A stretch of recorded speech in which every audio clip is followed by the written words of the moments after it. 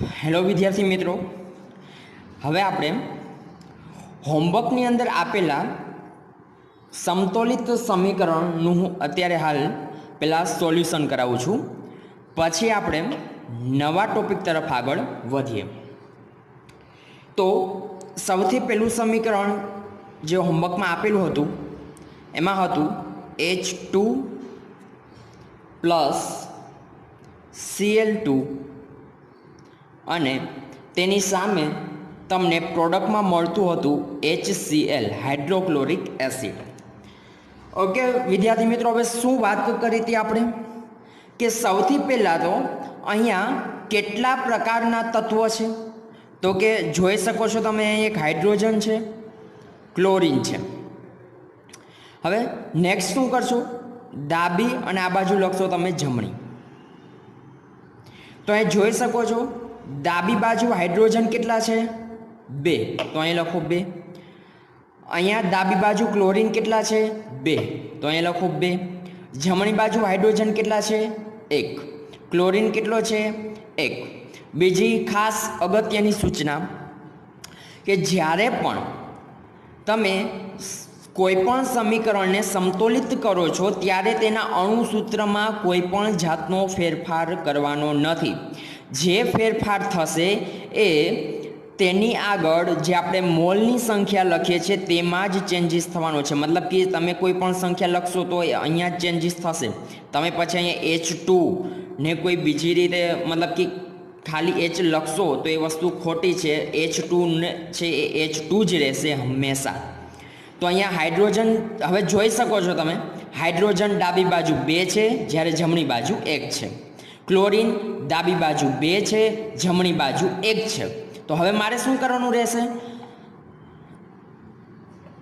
ડાબી બાજુ જોવાનું કે સૌથી મોટી સંખ્યા તો કે 2 છે અહીંયા, એટલે આપણે 2ને ધ્યાનમાં રાખીને જમણી બાજુ પણ તે રીતે આપણે બેલેન્સ કરીશું. તો અહીંયા કેટલા ગુણીશ, તો હું 2, જવાબ 2 આવશે, તો કે 1ને હું 2 વડે ગુણીશ, તેનો જવાબ મને 2 મળશે.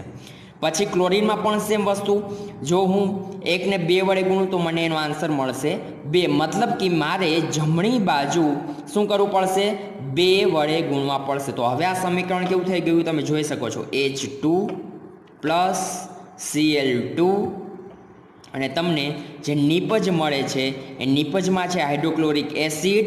અહીંયા કોઈએ નીચે 2 નથી લખવાનું.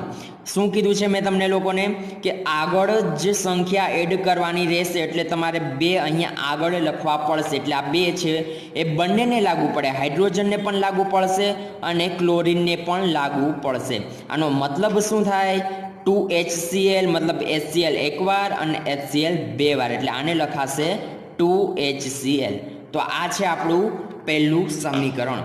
હવે નેક્સ્ટ જે સમીકરણ આપ્યું હતું હોમવર્કમાં બીજું, એમાં મારી પાસે હતું BaCl2 પ્લસ નેક્સ્ટ એની સાથે હતું એલ્યુમિનિયમ સલ્ફેટ. એલ્યુમિનિયમ સલ્ફેટ મતલબ Al2SO4 3 અને નિપજમાં તમને મળતું હતું બેરિયમ સલ્ફેટ. બેરિયમ સલ્ફેટ મતલબ BaSO4 પ્લસ બીજું લખેલું હતું ત્યાં એલ્યુમિનિયમ ક્લોરાઇડ મતલબ AlCl3. તો હવે સૌથી પહેલાં શું કીધું મેં કે અહીંયા કુલ કેટલા તત્વ છે એનું આપણે એક લિસ્ટ બનાવી લઈશું. તો જોઈ શકો છો અહીંયા છે Ba મતલબ કે બેરિયમ છે Ba, પછી શું છે, ક્લોરિન છે, નેક્સ્ટ એલ્યુમિનિયમ છે. એ સિવાય બીજું કોઈ તત્વ દેખાય છે તો કે જોઈ શકો છો અહીંયા બ્રેકેટની અંદર S છે મતલબ કે સલ્ફર છે અને બીજો આવેલો છે ઓક્સિજન. તો મારી પાસે ટોટલ અહીંયા 5 તત્વ છે, બેરિયમ, ક્લોરિન, એલ્યુમિનિયમ, સલ્ફર અને ઓક્સિજન. હવે શું કરવાનું, ડાબી બાજુ અને જમણી બાજુ. હવે જો ડાબી બાજુ બેરિયમ કેટલા છે, તો કે તમે જોઈ શકો છો ડાબી બાજુ બેરિયમની સંખ્યા કેટલી છે, તો અહીંયા કેટલા છે, 1. ઓકે. જમણી બાજુ બેરિયમ કેટલા છે, ઓકે અહીંયા પણ 1. હવે ક્લોરીન ગણો, ક્લોરીન કેટલા છે જોઈ શકો છો અહીંયા ક્લોરીન અને અહીંયા લખેલા છે 2 Cl2 મતલબ કે અહીંયા ક્લોરીનની સંખ્યા છે 2. હવે તમે જમણી બાજુ જોશો તો ક્લોરીનની સંખ્યા કેટલી છે તો અહીં દેખાય છે તમને 3.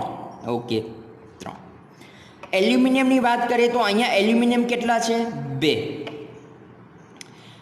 જમણી બાજુ એલ્યુમિનિયમની સંખ્યા કેટલી છે જોઈ શકો છો અહીંયા કશું છે ને અને આગળ પણ કશું નથી મતલબ કે 1. હવે સલ્ફરની વાત કરીએ તો સલ્ફર કેટલા છે હવે ખાસ યાદ રાખો અહીંયા જોઈ શકો છો SO4 અને પછી મેં અહીંયા બ્રેકેટ કરેલું છે અને અહીંયા 3 છે તો આ 3 જે છે એ સલ્ફરને પણ લાગુ પડશે અને ઓક્સિજનને પણ લાગુ પડશે મતલબ કે સલ્ફર કેટલા થશે 3. ડાબી બાજુ સલ્ફરની સંખ્યા 3. જમણી બાજુ સલ્ફરની સંખ્યા તમે ગણશો તો જોઈ શકો છો અહીંયા એક જ સલ્ફર છે S પછી તો અહીંયા આવશે 1. ઓક્સિજનની સંખ્યા ગણાવું તમને તો ડાબી બાજુ ઓક્સિજનની સંખ્યા કેટલી થશે અહીંયા ઓલરેડી પહેલેથી 4 ઓક્સિજન છે 4 ઓક્સિજન ઓલરેડી પહેલેથી જ અણુસૂત્રમાં છે અને આ 3 પણ ઓક્સિજનને લાગુ પડશે તો 4 તેરી થશે 12 એટલે ડાબી બાજુ ઓક્સિજનની સંખ્યા 12. જમણી બાજુ તમે ઓક્સિજનની સંખ્યા ગણશો તો કેટલા થશે તો જોઈ શકો છો 4 ઓક્સિજન આવેલા છે. ઓકે તો હવે આ થઈ ગયું આપણું ટેબલ તૈયાર થઈ ગયું છે. હવે સૌથી મોટી સંખ્યા કઈ છે તો કે 12 ઓક્સિજનની બસ. ઓકે તો મારે મોટી સંખ્યા ક્લિયર કરવાની રહેશે. સૌથી પહેલાં તો હું અહીંયા કેટલા વડે ગુણીશ તો મને 12 મળશે તો કે 4 તેરી 12. તો અહીંયા જોઈ શકો છો જમણી બાજુ ઓક્સિજનને મારે કેટલા વડે ગુણવા પડશે 3 વડે. પણ વિદ્યાર્થી મિત્રો મેં તમને શું કીધું કે તમે જે ચેન્જીસ કરશો એ સંખ્યા તમારે અહીંયા આગળ જ લખવાની છે. આ અણુસૂત્રમાં કોઈ પણ જાતનો ચેન્જીસ કરવાનો નથી. એટલે આ અણુસૂત્ર હવે તમે કેવી રીતે લખી શકશો તો હું અહીંયા નીચે લખું છું BaCl2 પ્લસ Al2 SO4 3 તો સામે જે પ્રોડક્ટ મળે એમાં તમને BaSO4 મળતું હતું અને પ્લસ AlCl3. એટલે હવે મેં ઓક્સિજનને કેટલા વડે મારે ગુણવાના છે 3 વડે. કઈ બાજુ જમણી બાજુ તો જમણી બાજુ મારે અહીંયા કેટલા લેવા પડશે 3. ઓકે તો હવે જોઈ શકો છો જમણી બાજુ આ 3 જે છે એમાં ઓક્સિજનનું તમે બેલેન્સ કરશો તો જોઈ શકો છો આ 3 જે છે એ ઓક્સિજનને પણ લાગુ પડે એટલે 4 તેરી 12 એટલે મારું ઓક્સિજન છે એ બેલેન્સમાં આવી ગયું છે 12. હવે એના પછી નેક્સ્ટ બેલેન્સમાં જે કરવાનું રહેશે એ રહેશે ક્લોરીનને. કેમ કે જો 12 પછી સૌથી મોટી સંખ્યાની વાત કર્યો ઓકે સોરી તમે ક્લોરીન પણ લઈ શકો છો કેમ કે અહીંયા જમણી બાજુ 3 છે એની સંખ્યા, અથવા તો સલ્ફર પણ લઈ શકો છો કેમ કે સલ્ફર ડાબી બાજુ 3 છે એટલા માટે કોઈ પણ લઈ શકો છો. હું અહીંયા ક્લોરીન લઉં છું તો ક્લોરીન છે જમણી બાજુ 3 છે તો મારે ડાબી બાજુ 3 કરવા પડશે. તો હવે ડાબી બાજુ 3 હું કઈ રીતે કરી શકું? હવે અહીંયા જોઈ શકો છો કે Ba બરાબર છે તમે અહીંયા અણુસૂત્રમાં જોઈ શકો છો Ba ઓલરેડી અહીંયા 3 આવી ચૂક્યા છે પહેલેથી જ. તો મારે શું કરવું પડશે? આને પણ 3 વડે ગુણવા પડશે અને આને પણ 3 વડે ગુણવા પડશે કેમ કે અહીંયા અણુસૂત્રમાં જોઈ શકો છો તમે જ્યારે મેં ઓક્સિજનને હું બેલેન્સ કરવા ગયો તો મારો જે બેરિયમ જે છે એ અસમતોલ થઈ ગયો. કેમ કે અહીંયા 3 લાગ્યા એટલા માટે આ બેરિયમને પણ 3 લાગુ પડશે, સલ્ફરને પણ 3 લાગુ પડશે અને ઓક્સિજનને પણ 3 લાગુ પડશે. એટલા માટે મારે અહીંયા કેટલા મૂકવા પડશે? 3 મૂકવા પડશે. તો હવે જોઈ શકો છો આ 3 છે બેરિયમને લાગુ પડશે. ઓકે મતલબ કે અહીંયા બેરિયમની સંખ્યા 3 થઈ ચૂકી છે. તો આ બાજુ પણ જોઈ શકો છો તમે બેરિયમ 3 છે આ બેરિયમને લાગુ પડી શકે મતલબ કે જમણી બાજુ પણ બેરિયમની સંખ્યા 3 થઈ ચૂકી છે. હવે આ 3 જે છે એ પહેલાં ક્લોરીનને બી લાગુ પડશે એટલે અહીંયા ઓલરેડી 2 છે તો 3 દુ 6 તો અહીંયા ક્લોરીનની સંખ્યા કેટલી થઈ ચૂકી છે? 6 થઈ ચૂકી છે. તો હવે આ બાજુ જુઓ તો ક્લોરીન અહીંયા કેટલા છે? 3 છે બરાબર છે. તો હું અહીંયા કેટલા મૂકીશ કે જેના હિસાબે અહીંયા ક્લોરીન જે છે એની સંખ્યા 6 થાય. તો નોર્મલ વસ્તુ છે તમે આ જે અણુસૂત્ર છે એની આગળ તમે 2 મૂકશો તો 3 દુ 6 એટલે અહીંયા ક્લોરીન પણ કેટલા થઈ જશે? 6। એના પછી નેક્સ્ટ હવે તમારું બેરિયમ અને ક્લોરિન બેલેન્સમાં થઈ ચૂક્યા છે, વધ્યું એલ્યુમિનિયમ। તો જોઈ શકો છો આ બાજુ ડાબી બાજુ એલ્યુમિનિયમની સંખ્યા 2 છે। તો જોઈ શકો છો અહીંયા આપણે અણુસૂત્રમાં ઓલરેડી આગળ 2 મૂક્યા, તો તેના હિસાબે આપણું એલ્યુમિનિયમ છે એ પણ બેલેન્સમાં થઈ ગયું 2। વાત આવી સલ્ફરની, તો સલ્ફરમાં જોઈ શકો છો કેટલા છે, ડાબી બાજુ સલ્ફરની સંખ્યા છે 3 અને આ બાજુ પણ તમે જોઈ શકો છો અણુસૂત્રમાં આગળ આપણે 3 મૂક્યા છે, તો આ 3 એને લાગુ પડશે। તો જમણી બાજુ પણ સલ્ફરની સંખ્યા 3 3 પછી અને હવે લાસ્ટ આવ્યો ઓક્સિજન, જે આપણે પહેલેથી જ બેલેન્સમાં કરી દીધું છે। ઓક્સિજનની સંખ્યા બંને બાજુ 12 12। પછી વિદ્યાર્થી મિત્રો તો આ રીતે તમારે આખું સમીકરણ સોલ્વ કરવાનું રહેશે। વિદ્યાર્થી મિત્રો હવે આપણે ત્યાંથી આગળ વધીએ તો નેક્સ્ટ ટોપિક છે રાસાયણિક પ્રક્રિયાઓના પ્રકાર। પછી હવે આપણે નેક્સ્ટ ટોપિક તરફ આગળ વધી રહ્યા છીએ, રાસાયણિક પ્રક્રિયાઓના પ્રકાર। હવે પ્રકારની વાત ચાલુ કરીએ એ પહેલાં આપણે અગત્યનો એક શબ્દ સમજવાનો છે, એ છે નિપજ। આપણે અહીંયા પ્રક્રિયા જોતા હતા કે A પ્લસ બી એ બંને રાસાયણિક પ્રક્રિયા કરી અને સી બનાવતા હતા। મતલબ કે આ લોકો જે છે એ અને બી એને આપણે પ્રક્રિયક બોલીએ, જ્યારે સી છે તેને આપણે નિપજ બોલીશું। તો પ્રશ્ન એવો છે કે આ નિપજનું નિર્માણ કઈ રીતે થાય? પાછું હું પ્રશ્ન પૂછું છું તમને કે પ્રક્રિયકમાં શું એવી પ્રક્રિયા થતી હશે કે જેના હિસાબે તે નિપજમાં રૂપાંતર થાય?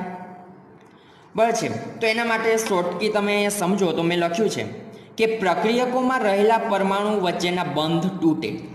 એટલે એ અને બી પ્રક્રિયક છે, તો એ અને બી જે પ્રક્રિયક છે તેની વચ્ચેના રાસાયણિક જે બંધ છે એ બંધ તૂટે અને જુદા જુદા પરમાણુ વચ્ચે નવા બંધ બને અને કેમાં રૂપાંતર થશે? તે નિપજ સીમાં રૂપાંતર થશે।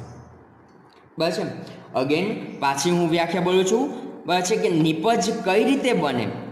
બરાબર છે, તો પ્રક્રિયકોમાં રહેલા પરમાણુ વચ્ચેના બંધ તૂટે અને જુદા જુદા પરમાણુ વચ્ચે નવા બંધ બને અને નિપજમાં રૂપાંતર પામે, એટલે કે નિપજનું નિર્માણ થાય છે તેવું કહેવાય। તો આ જે પ્રક્રિયા જે એ અને બી વચ્ચે જે પ્રક્રિયા થાય છે એ પ્રક્રિયા અલગ અલગ પ્રકારની હોઈ શકે। પછી તો કેવી હોય? તો એનું અહીંયા મેં આખું ટેબલ બનાવેલું છે, બરાબર છે, જે આપણે સ્ટડી કરવાની છે બધી જ પ્રક્રિયા। પછી તો સૌથી પહેલાં છે સંયોગીકરણ પ્રક્રિયા, એના પછી ઉષ્મા શેપક અને ઉષ્મા શોષક પ્રક્રિયા। આમાં અમુક પ્રક્રિયાના નામ તમે લોકોએ સાંભળેલા હશે, જ્યારે અમુક પ્રક્રિયા તમારા માટે નવી હશે। વિઘટન પ્રક્રિયા, વિસ્થાપન પ્રક્રિયા, દ્વિવિસ્થાપન પ્રક્રિયા, અવક્ષેપણ પ્રક્રિયા, ઓક્સિડેશન અને રિડક્શન પ્રક્રિયા। પછી નામ બધા આવડતા હોવા જોઈએ। Again repeat all the process: સંયોગીકરણ પ્રક્રિયા, ઉષ્મા શેપક અને ઉષ્મા શોષક પ્રક્રિયા, વિઘટન પ્રક્રિયા, વિસ્થાપન પ્રક્રિયા, દ્વિવિસ્થાપન પ્રક્રિયા, અવક્ષેપણ પ્રક્રિયા, ઓક્સિડેશન અને રિડક્શન પ્રક્રિયા। હવે સૌથી પહેલાં આપણે શરૂઆત કરવા જઈ રહ્યા છીએ સંયોગીકરણ પ્રક્રિયા વિશે, પછી વન બાય વન બધી આપણે જોતા જશું। ઓકે, તો સૌથી પહેલાં આપણે ડેફિનેશન જોશું, મતલબ કે વ્યાખ્યા જોશું। વ્યાખ્યા જોયા બાદ તેનું આપણે ઉદાહરણ લેશું, બરાબર છે, કે સંયોગીકરણની પ્રક્રિયામાં શું હોય છે। તો પ્રક્રિયા વ્યાખ્યા એવી લખેલી છે કે જે રાસાયણિક પ્રક્રિયામાં બે કે તેથી વધુ પ્રક્રિયકો, અહીંયા હું અંડરલાઈન કરું છું, એક શબ્દ લખેલો છે બે કે તેથી વધુ પ્રક્રિયકો, બે કે તેથી વધુ પ્રક્રિયકો વચ્ચે પ્રક્રિયા થઈ એક જ નિપજ બનાવે। કેટલી નિપજ બનાવે છે? એક જ નિપજ બનાવતી હોય તો તેવી રાસાયણિક પ્રક્રિયાને સંયોગીકરણની પ્રક્રિયા કહે છે। પછી વ્યાખ્યા પાછી બોલું છું, જે રાસાયણિક પ્રક્રિયામાં બે કે તેથી વધુ પ્રક્રિયકો વચ્ચે પ્રક્રિયા થઈ એક જ નિપજ બનતી હોય તેવી રાસાયણિક પ્રક્રિયાને સંયોગીકરણ પ્રક્રિયા કહે છે. ઉદાહરણમાં જુઓ તો હું એ જ વ્યાખ્યા એપ્લાય કરું છું. બે કે તેથી વધુ પ્રક્રિયકો એકબીજા વચ્ચે પ્રક્રિયા થઈ એક જ નિપજ બનાવે તો તેવી પ્રક્રિયાને સંયોગીકરણની પ્રક્રિયા કહે છે.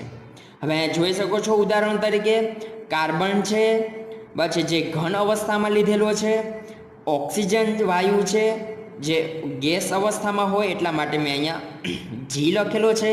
બંને વચ્ચે રાસાયણિક પ્રક્રિયા થાય છે અને કાર્બન ડાયોક્સાઇડ બનાવે છે. એ સિવાય બીજું પણ તમે ઉદાહરણ લઈ શકો. હાઇડ્રોજન ગેસ અને ઓક્સિજન વાયુ બંને એકબીજા સાથે પ્રક્રિયા કરી પાણીનો અણુ H2O બનાવે છે. પછી ખાસ વિદ્યાર્થી મિત્રો, તમારે જ્યારે પ્રક્રિયા લખો છો ત્યારે પ્રક્રિયા સમતોલમાં છે કે નહીં એ પણ તમારે ચેક કરવાનું રહેશે. જેમ કે અહીંયા જોઈ શકો છો કાર્બનની સંખ્યા 1 છે, તો જમણી બાજુ પણ કાર્બનની સંખ્યા 1 છે. અહીંયા ડાબી બાજુ ઓક્સિજનની સંખ્યા 2 છે, તો જમણી બાજુ પણ ઓક્સિજનની સંખ્યા 2 છે. મતલબ કે પહેલી પ્રક્રિયા તમારી સમતોલમાં છે. બીજી પ્રક્રિયાની વાત કરું તો અહીંયા હાઇડ્રોજનની સંખ્યા 2 છે, તો જમણી બાજુ પણ હાઇડ્રોજનની સંખ્યા 2 છે. અહીંયા ઓક્સિજનની સંખ્યા 2 છે, જ્યારે આ બાજુ ઓક્સિજનની સંખ્યા 1 છે. મતલબ કે તમારું હાઇડ્રોજન સમતોલમાં છે જ્યારે ઓક્સિજન સમતોલમાં નથી. તો ઓક્સિજનને તમારે સમતોલમાં કરવો પડશે. તો ઓક્સિજનને સમતોલમાં કરવા માટે તમારે અહીંયા આગળ 2 લખવા પડશે, કેમ કે અહીંયા ઓક્સિજનની સંખ્યા 2 છે એટલે તમે અહીંયા કોઈ પણ જાતનો ચેન્જીસ ન કરી શકો. તમે લોકો અહીંયા આગળની જે સંખ્યા છે તેમાં ચેન્જીસ કરી શકો, એટલા માટે હું અહીંયા મૂકું છું 2. તો જોઈ શકો છો આ 2 હાઇડ્રોજનને પણ લાગુ પડશે અને ઓક્સિજનને પણ લાગુ પડશે. તો હાઇડ્રોજન ઓક્સિજનને લાગુ પડે તો એની સંખ્યા 2 છે, તો ડાબી બાજુ પણ 2 છે, એટલે ઓક્સિજન તમારા બેલેન્સમાં થઈ ચૂક્યા છે. પણ આ બાજુ જો તમે 2 મૂકશો તો હાઇડ્રોજન છે તમારો એ અનબેલેન્સ થઈ જશે. માટે અહીંયા હાઇડ્રોજનની સંખ્યા તમે જોઈ શકો છો 2 2 4, તો અહીંયા પણ મારે 2 મૂકવા પડશે. હવે તમારું સમીકરણ છે એ સમતોલમાં છે. એ સિવાય હજુ આપણે સંયોગીકરણ પ્રક્રિયાનું એક ઉદાહરણ જોઈએ. તો મારી પાસે છે કેલ્શિયમ ઓક્સાઇડ. પછી કેલ્શિયમ ઓક્સાઇડ, કેલ્શિયમ એ 20 નંબરનું તત્વ છે અને એની સાથે જોઈન્ટ છે ઓક્સિજન, એટલે કેલ્શિયમ ઓક્સાઇડ. પછી ઘન અવસ્થામાં છે, તેની મારે પાણી સાથે પ્રક્રિયા કરવાની છે, H2O, બરાબર છે, લિક્વિડ ફોર્મ મતલબ કે પ્રવાહી છે. તો શું બને છે તો કે કેલ્શિયમ હાઇડ્રોક્સાઇડ બને છે અને પ્લસ ઉષ્મા મુક્ત કરે છે. પ્રક્રિયા પાછી બોલું છું, કેલ્શિયમ ઓક્સાઇડ છે, તેની પ્રક્રિયા મારે પાણી સાથે કરવાની છે, જેના હિસાબે કેલ્શિયમ હાઇડ્રોક્સાઇડ બને છે અને પાણીનો અણુ મુક્ત થાય છે. કેલ્શિયમ હાઇડ્રોક્સાઇડ જે છે એને સામાન્ય ભાષામાં લાઇમ વોટર કહી શકો, અથવા તો ફોડેલો ચૂનો કહી શકો, અથવા તો ચૂનાનું નીતર્યું પાણી. આવા 3 અલગ અલગ પ્રકારના નામ છે. પછી અહીંયા 3 નામ છે, 3 નામ છે. એનું સાયન્ટિફિક નામ, વૈજ્ઞાનિક નામ કેલ્શિયમ હાઇડ્રોક્સાઇડ, સામાન્ય નામ લાઇમ વોટર, ફોડેલો ચૂનો પણ બોલી શકો, અથવા તો ચૂનાનું નીતર્યું પાણી. આ ચૂનાનું નીતર્યું જે પાણી જે છે તેનો ઉપયોગ ક્યાં થાય છે તો કે ઘરની દિવાલને રંગવા માટે, બરાબર છે. રંગવા માટે એક બીજો શબ્દ લખેલો છે મેં બ્રેકેટમાં, ઢોળવા, બરાબર છે. હવે શું પ્રોસેસ થશે? આ જે ચૂનાનો જે કેલ્શિયમ હાઇડ્રોક્સાઇડ છે, મતલબ કે જે ચૂનો જે છે તમે જ્યારે દિવાલ પર લગાવો છો ત્યારે હવાની અંદર શું આવેલું હોય છે? કાર્બન ડાયોક્સાઇડ આવેલું હોય છે. શું આવેલું હોય છે? Carbon dioxide. આ કાર્બન ડાયોક્સાઇડ આપણા કેલ્શિયમ હાઇડ્રોક્સાઇડ સાથે ધીમે ધીમે પ્રક્રિયા કરે અને CaCO3 નું એક પડ બનાવે છે. CaCO3 મતલબ કે કેલ્શિયમ કાર્બોનેટ. કેનું પડ બનાવે છે? Calcium carbonate. અને આ કેલ્શિયમ કાર્બોનેટ નું પડ બનાવ્યા પછી તમારા ઘરની દિવાલ ચમકવા લાગે છે. બરાબર. તો પાછી આખી પ્રોસેસ રિપીટ કરું છું. બરાબર. ખૂબ અગત્યનો પ્રશ્ન છે. એક માર્ક્સના પ્રશ્ન આમાંથી ખાસા એવા પૂછી શકે છે. બરાબર. તો પાછું જો મારી પાસે છે calcium oxide CaO, calcium oxide, તેની મારે પાણી સાથે પ્રક્રિયા કરવાની છે. એટલે સામે શું બનશે? કેલ્શિયમ હાઇડ્રોક્સાઇડ CaOH2 અને પ્લસ ઉષ્મા મુક્ત કરશે.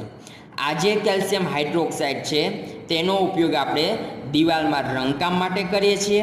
પછી તેની હવાની અંદર જે કાર્બન ડાયોક્સાઇડ છે તેની સાથે એકદમ ધીમી પ્રક્રિયા કરે છે અને કેલ્શિયમ કાર્બોનેટનું પડ ચડાવે છે, જેના હિસાબે આપણી જે દિવાલ જે છે એ ચમકવા લાગે છે.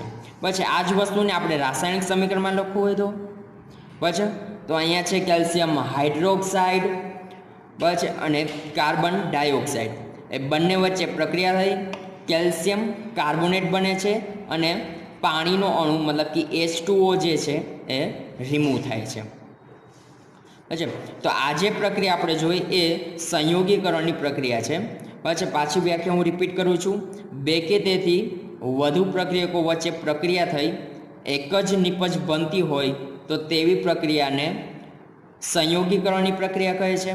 ઉદાહરણ એક્ઝામમાં તમને પૂછાય તો કોઈ પણ એક ઉદાહરણ લખી શકો, અથવા તો જો 3 માર્ક્સમાં પૂછ્યું હોય તો એક વ્યાખ્યા અને 2 ઉદાહરણ લખવાના રહેશે. પછી એ સિવાય કેલ્શિયમ કાર્બોનેટવાળો જે પ્રશ્ન છે, બરાબર છે, એ તમને એમ જ પણ 2 માર્ક્સમાં પૂછવું હોય તો પૂછી શકે. પછી કે ભાઈ ચૂનાના નીતરિયા પાણીની બનાવટ લખો અને તેનો ઉપયોગ જણાવી તેના ઉપર કેનું પડ બનાવે છે કે જેને લીધે દિવાલ છે એ ચમકે છે. બસ આ ટાઈપનો પ્રશ્ન પૂછવો હોય, પેપર અઘરું કાઢવું હોય તો પૂછી શકે.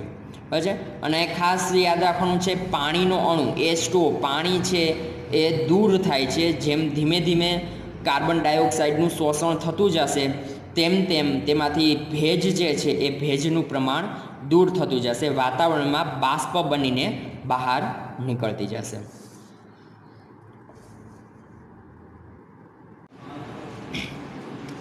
હેલો વિદ્યાર્થી મિત્રો, હવે નેક્સ્ટ પ્રક્રિયા છે ઉષ્માક્ષેપક રાસાયણિક પ્રક્રિયા. અહીં આપણે 2 શબ્દ આવે છે, એક છે ઉષ્માક્ષેપક અને બીજો શબ્દ છે ઉષ્માશોષક. તો સૌથી પહેલાં ઉષ્માક્ષેપક શબ્દ આપણે સમજીશું. ઉષ્માક્ષેપક તો સૌથી પહેલાં વ્યાખ્યા જોઈએ તો જે રાસાયણિક પ્રક્રિયામાં નિપજના નિર્માણની સાથે ઉષ્મા મુક્ત થતી હોય, અહીંયા ખૂબ જ અગત્યનો શબ્દ છે ઉષ્મા મુક્ત થતી હોય, તો તેવી પ્રક્રિયાને ઉષ્માક્ષેપક રાસાયણિક પ્રક્રિયા કહે છે. વ્યાખ્યા હું પાછી રિપીટ કરું છું. જે રાસાયણિક પ્રક્રિયામાં નિપજના નિર્માણની સાથે ઉષ્મા મુક્ત થતી હોય તો તેવી પ્રક્રિયાને ઉષ્માક્ષેપક કહે છે. મતલબ જેમ કે A અને B, ધારો કે 2 પ્રક્રિયક છે A અને B, એ બંને વચ્ચે પ્રક્રિયા થાય છે, રાસાયણિક પ્રક્રિયા થાય છે અને નિપજ C બને છે. તો આ જે નિપજ C બને છે એની સાથે ઉષ્મા પણ મુક્ત થતી હશે. તો આ પ્રકારની તમને કોઈ પ્રક્રિયા જોવા મળે તો આ પ્રક્રિયાને ઉષ્માક્ષેપક પ્રક્રિયા કહેવાય. ઉદાહરણ તરીકે તમે જોયું હશે સામાન્ય રીતે કોલસો મતલબ કે લાકડાને તમે સળગાવો ઓક્સિજનની હાજરીમાં તો શું મુક્ત થાય છે? ધુમાડો અને ઉર્જા. બસ ગરમ લાગે જ, નોર્મલી વસ્તુ છે. લાકડાને સળગાવો અને પછી હાથમાં પકડવાની ટ્રાય કરો તો તમને ખબર પડે કે ગરમ છે, પણ એવું કરવાનું નહીં. બસ ગરમ હાથમાં પકડવાની જરૂર નથી, દૂરથી જ તમને ખબર પડી જશે. બસ તો કાર્બન છે, કાર્બનની ઓક્સિજન સાથે પ્રક્રિયા કરી એટલે કાર્બન ડાયોક્સાઇડ વાયુ મુક્ત થયો, પ્લસ શું મુક્ત થાય છે? ઉષ્મા. તો આ પ્રકારની પ્રક્રિયા હોય તો આવી પ્રક્રિયાને ઉષ્માક્ષેપક પ્રક્રિયા કહે છે. આ સિવાય બીજું પણ તમે ઉદાહરણ જોયું હશે, કુદરતી વાયુનું દહન. કુદરતી વાયુનું દહન એટલે ઘરમાં આપણે જે LPG ગેસ વાપરીએ છીએ એ ગેસને આપણે જ્યારે લાઇટરથી બંધ કરીએ છીએ, મતલબ કે સળગાવીએ છીએ, તો ત્યારે પણ સેમ વસ્તુ, બરાબર છે, શું મુક્ત થાય છે? ઉષ્મા મુક્ત થાય છે, પ્લસ ત્યાં પણ કોઈ વાયુ મુક્ત થતો હોય છે. તો અહીંયા એવો જ એક કુદરતી વાયુ એટલે કે મિથેનની વાત કરું છું, CH4 મિથેન. અણુસૂત્ર ખાસ યાદ રાખવાનું છે મિથેનનું. આગળ જતાં પણ આપણે કાર્બનિક સંયોજન નામનું ચેપ્ટર આવશે, ત્યાં આપણે પાછી આ મિથેનની વાત કરવાની છે. તો મિથેન અણુસૂત્ર છે CH4, એને મારે ઓક્સિજનની હાજરીમાં દહન કરવાનું છે. દહન કરવાનું છે મતલબ કે આ ગેસને મારે ઓક્સિજનની હાજરીમાં સળગાવવાનો છે. તો હું એને કોઈ પણ ગેસ છે એને જ્યારે આપણે ઓક્સિજનની હાજરીમાં સળગાવીએ એટલે કાર્બન ડાયોક્સાઇડ વાયુ મુક્ત થાય છે, પ્લસ પાણી પ્લસ ઉષ્મા, બરાબર છે. તો આ પ્રક્રિયાને પણ આપણે ઉષ્માક્ષેપક પ્રક્રિયા કહીશું. પછી વનસ્પતિજ દ્રવ્યનું વિઘટન થઈ ખાતર બને. હવે તમને ખબર છે જમીનની પેટાળની અંદર, બરાબર છે, તાપમાન ખૂબ જ ઊંચા પ્રમાણમાં હોય છે. તો એ જમીનની અંદર એ તાપમાન ઊંચા પ્રમાણમાં કઈ રીતે બન્યું હોય છે? બસ તો ત્યાં શું પ્રોસેસ થઈ હોય તો કે જમીનની અંદર જે વનસ્પતિના પાન, બરાબર છે, ફૂલ, પર્ણ, થડ, એ બધી વસ્તુ દટાય, બરાબર છે, જેને આપણે દ્રવ્ય બોલીએ છીએ, બરાબર છે. વનસ્પતિના એ બધા જે દ્રવ્ય છે એ જમીનની અંદર દટાઈ જાય અને ત્યાર પછી ત્યાં વિઘટનની પ્રક્રિયા થશે અને ત્યાં ખાતર બનશે અને સાથે સાથે ઉર્જા પણ મુક્ત થશે. અચ્છા, માટે આ પ્રક્રિયાને પણ આપણે ઉષ્માક્ષેપક પ્રક્રિયા બોલીશું. તો આપણે અગત્યના ખૂબ સારા એવા 3 એક્ઝામ્પલ જોયા. સૌથી પહેલું છે કોલસાનું દહન કરવું, બસ કોલસો એટલે કાર્બનનું દહન કરવું એટલે હવાની જરૂર પડે. હવાની જરૂર પડે એટલે વાતાવરણમાં એક જ વાયુ દહન માટે જરૂર ઉપયોગી છે, એ છે ઓક્સિજન વાયુ. એટલે તમને એક્ઝામમાં પણ જો એવું પૂછે કે ભાઈ કોલસાના દહનની પ્રક્રિયા લખો, એટલે તમારે કાર્બનની ઓક્સિજન સાથેની પ્રક્રિયા કરવાની રહેશે અને કાર્બન ડાયોક્સાઇડ વાયુ અને ઉષ્મા મુક્ત થાય છે આવું નિપજમાં લખવું પડશે. યાદ રાખો, કાર્બન છે એ ઘન અવસ્થામાં હોય માટે S લખેલો છે, ઓક્સિજન છે એ વાયુ હોવાથી G લખેલો છે, CO2 કાર્બન ડાયોક્સાઇડ છે એ પણ વાયુ છે માટે G લખેલો છે અને અહીંયા અમે ઉષ્મા લખેલી છે. સેમ પ્રોસિજર કુદરતી વાયુમાં પણ લખી શકો, બરાબર છે. મિથેન એટલે કે CH4, એનું દહન કરવાનું છે એટલે ઓક્સિજન વાયુનો મારે ઉપયોગ કરવો પડશે અને જ્યારે કોઈ પણ ગેસ છે એને આપણે સળગાવીશું એટલે કાર્બન ડાયોક્સાઇડ વાયુ મુક્ત થશે અને પાણીના અણુનું બાષ્પીભવન સ્વરૂપે, યાદ રાખો, જો અહીંયા મેં બ્રેકેટમાં G લખેલો છે, G એટલે એ વરાળ સ્વરૂપ હોય, બરાબર છે, ને પ્લસ ઉષ્મા, બસ. એટલે પછી અહીંયા એવું ન સમજતા કે ભાઈ H2O એટલે લિક્વિડ છે, મતલબ પાણી છે. તો ઘરે પણ એવું જ થવું જોઈએ ને, ગેસ તમે ચાલુ કરો, એને સળગાવો તો આજુબાજુ પાણી બનવું જોઈએ ને, પણ બનતું નથી, બરાબર છે. પણ એનું શું થતું હોય છે? ડાયરેક્ટ વરાળમાં રૂપાંતર થતું હોય છે. ઓકે, હવે ખૂબ એક અગત્યનો પ્રશ્ન છે, એ છે શ્વસન જે છે એ ઉષ્માક્ષેપક પ્રક્રિયા છે. પછી પ્રશ્ન મારો એવો છે, શ્વસન છે એ ઉષ્માક્ષેપક પ્રક્રિયા છે. બસ ચાલો સમજીએ કે કઈ રીતે શ્વસન છે એ ઉષ્માક્ષેપક પ્રક્રિયા બને છે. હવે આપણે ખબર છે કે જીવન જીવવા માટે આપણે શું જરૂરી છે? ઉર્જાની જરૂર છે. આ ઉર્જા આપણે ક્યાંથી મળશે? તો કે ખોરાકમાંથી, બરાબર છે, ખોરાકમાંથી મળશે. હવે આ ખોરાકનું શરીરમાં જઈને શું થાય? તો કે પાચન દરમિયાન એ જે ખોરાક જે છે એ સરળ પદાર્થમાં રૂપાંતર થાય. સરળ પદાર્થમાં રૂપાંતર થશે અને તેનું વિભાજન થશે નાના નાના કણોમાં, બરાબર છે, અને આપણે શું મળશે? ઉર્જા મળશે. અને એ જે ઉર્જા મળે છે એ ઉર્જા, તો એ કેવી પ્રક્રિયા કહેવાય? ઉષ્માક્ષેપક. જેમાંથી આપણે ઉર્જા મળે એ પ્રક્રિયાને શું કહેવાશે? ઉષ્માક્ષેપક. તો હું પાછી રિપીટ કરું છું આખી પ્રોસેસ. જીવન જીવવા માટે ઉર્જા જરૂરી છે. આ ઉર્જા તમને ક્યાંથી મળશે? તો કે ખોરાકમાંથી. ખોરાકમાં શું થશે? તો કે આપણે જ્યારે ખોરાક ખાઈએ છીએ પછી પાચન દરમિયાન આ ખોરાકને આપણે વધુ સરળ પદાર્થમાં રૂપાંતર કરવું પડે, વિભાજન કરવું પડે. અને જ્યારે આ ખોરાકનું વિભાજન થશે ત્યારે આ ઉર્જા મુક્ત થશે અને આ ઉર્જા છે આપણું શરીર મેળવે, બરાબર છે. માટે આ જે પ્રોસેસ છે, આખી જે પ્રક્રિયા થઈ એમાં ઉર્જા મુક્ત થતી હોવાથી આ પ્રોસેસને ઉષ્માક્ષેપક પ્રક્રિયા બોલાય, બરાબર છે. ઉષ્માક્ષેપક પ્રક્રિયા કહેવાશે. ઉદાહરણ તરીકે તમે ભાત, બટાકા, બ્રેડ, બરાબર છે, આવા કોઈ તમે કાર્બોદિત પદાર્થ ખાઓ છો. ખાશો એટલે તમારા શરીરમાં અંદર જશે એટલે એનું પાચન થશે. પાચન થયા પછી એનું વિભાજન થશે. આ જે વિભાજન થયું છે તેનું ગ્લુકોઝમાં રૂપાંતર થશે. કેમાં રૂપાંતર થશે? ગ્લુકોઝમાં. અને હવે આપણા શરીરની અંદર ઓલરેડી આપણા કોષો પાસે ઓક્સિજન વાયુ ઉપસ્થિત હોય, તો આ ગ્લુકોઝ અને આપણા શરીરની અંદર જે ઉપસ્થિત ઓક્સિજન વાયુ છે આ બંને વચ્ચે પ્રક્રિયા થશે. બંને વચ્ચે પ્રક્રિયા થશે અને કાર્બન ડાયોક્સાઇડ વાયુ મુક્ત કરશે. એ કાર્બન ડાયોક્સાઇડ વાયુ આપણા શરીરમાંથી બહાર નીકળે અને આ જે પ્રોસેસ છે એને આપણે શ્વસન બોલીએ છીએ, બરાબર છે. ઓક્સિજન લેવો અને કાર્બન ડાયોક્સાઇડ વાયુ બહાર કાઢવો એ જે પ્રક્રિયા છે એને આપણે શ્વસન બોલીએ છીએ, બરાબર છે. તો માટે આ જે પ્રોસેસ છે એને એવું બોલી શકાય કે શ્વસન જે છે એ ઉષ્માક્ષેપક પ્રક્રિયા છે. જેમ કે આ પ્રોસેસને આપણે અણુસૂત્રમાં લખવું હોય તો ગ્લુકોઝનું અણુસૂત્ર છે C6H12O6. અહીંયા મેં એક ક્યુ લખેલું છે. એક ક્યુનો અર્થ શું થાય કે આ જલીય દ્રાવણ છે, પછી તેમાં મારે ઓક્સિજન સાથે આ ઓક્સિજન વાયુ ક્યાં હશે? ઓલરેડી આપણા શરીરમાં પહેલેથી જ ઉપસ્થિત હશે. આપણા કોષ પાસે, શરીરમાં રહેલા કોષ પાસે ઓક્સિજન વાયુ હશે. ત્યાંથી તે ઓક્સિજન વાયુ મેળવશે. બંને વચ્ચે પ્રક્રિયા થશે એટલે કાર્બન ડાયોક્સાઇડ, H2O એટલે કે પાણીના અણુ અને ઉર્જા મુક્ત થશે.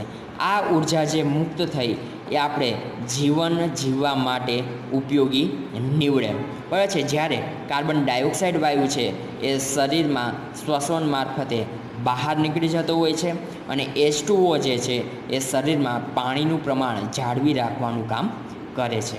અહીંયા જે પાણી મળે છે, અહીંયા જોઈ શકો છો મેં એલ લખેલું છે, મતલબ કે લિક્વિડ સ્વરૂપે મળે, બરાબર છે.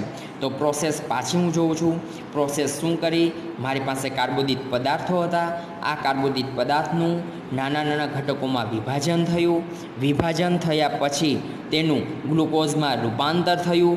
ગ્લુકોઝમાં રૂપાંતર થયા બાદ આપણા શરીરમાં ઓલરેડી પહેલેથી જ ઓક્સિજન વાયુ ઉપસ્થિત હતો.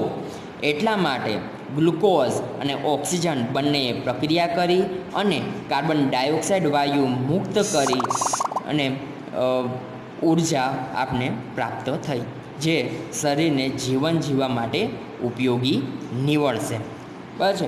તો આ રીતે શ્વસન જે છે એ ઉષ્માક્ષેપક પ્રક્રિયા તરીકે ઓળખાય છે. તો આ જે પ્રક્રિયા હતી એ છે ઉષ્માક્ષેપક પ્રક્રિયા. હવે બીજી જે પ્રક્રિયા હતી એ હતી ઉષ્મા શોષક. તો આપણે બંને વચ્ચેનો તફાવત જોઈએ, ઉષ્માક્ષેપક અને ઉષ્મા શોષક પ્રક્રિયાનો. તો જે રાસાયણિક પ્રક્રિયામાં નિપજના નિર્માણની સાથે ઉષ્મા ઉત્પન્ન થતી હોય, અહીંયા મેં ખાસ અગત્યનો વર્ડ લખ્યો છે ઉષ્મા ઉત્પન્ન થતી હોય, તો તેવી પ્રક્રિયાને ઉષ્માક્ષેપક પ્રક્રિયા કહે છે. તેનાથી તદ્દન ઉલટું, જે રાસાયણિક પ્રક્રિયામાં નિપજના નિર્માણની સાથે ઉષ્માનું શોષણ થતું હોય, શું થતું હોય? શોષણ થતું હોય. બે જ વર્ડ અલગ પડે છે. એક છે ઉષ્મા ઉત્પન્ન થાય છે શેપકમાં, જ્યારે શોષકની અંદર તેનું શોષણ થાય છે. તો તેવી પ્રક્રિયાને ઉષ્મા શોષક પ્રક્રિયા કહે છે. જેમ કે આના માટે તમે ઉષ્માક્ષેપક પ્રક્રિયા માટે કળી ચૂનાનું ઉદાહરણ લઈ શકો છો.